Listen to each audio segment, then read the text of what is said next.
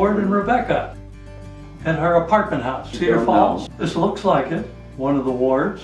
You know, they all lived together. Vinton, well, there's the Van Skykes and the Lows. You know, my great-grandfather, your great-great-grandfather. As I say, those trips to Iowa when I was real young versus when I was older. Boy, don't I look different there. But you can see by the cars in the background, because if it was 53, I was still in the service and I was probably stationed in Dover. When I was in Illinois, in fact, I got into an auto accident. You know, two cars coming at you and I skidded, went over the hill and down into a creek. Had to call Uncle Will to come and get me. I had a 50 Chevy and Uncle Will got me a 1941 Pontiac. The car was old and beat up with the engine, run like a sewing machine. Of course, I went through a lot of cars.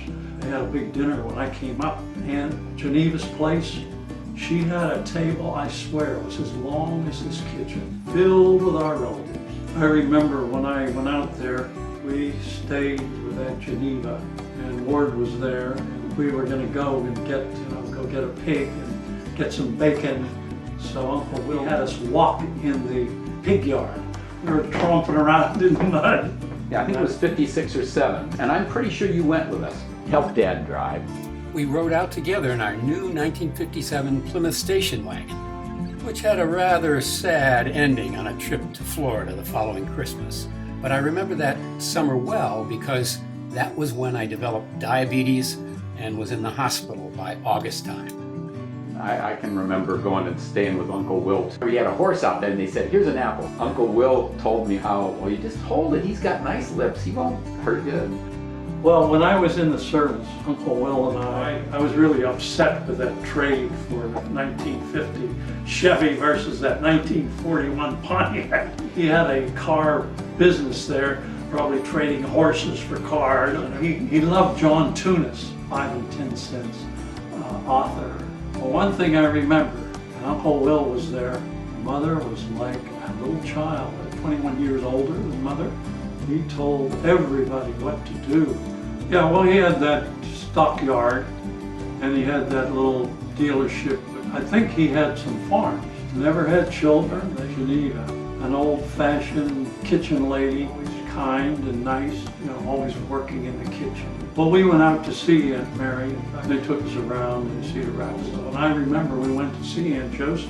She was telling us about all of her pets that were buried out in the backyard. I think Ann and Myrtle were there. She always had these funny stories that you just wondered whether it was true or not. She said that Van Skyke, maybe Aunt Josie's father, he discovered Pikes Peak. But there were a group of men that went on that expedition. Maybe he was one of those men on that expedition. There was one aunt that had a nose so long that she could bite it.